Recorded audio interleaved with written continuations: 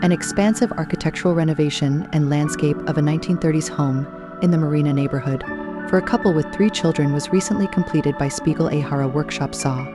The family was looking for more space to accommodate indoor and outdoor activities for the kids, places to work and entertain, and views of the bay.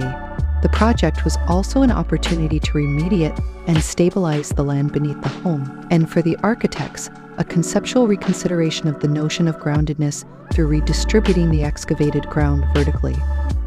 The originally 3-bedroom Spanish Revival home was expanded both vertically and horizontally to encompass 6 bedrooms and 4,738 square feet of total interior space, inclusive of the garage. The work was born of the active homeowners' desire for more space for their family, but also facilitated by the need to remediate and reclaim the contaminated earth below.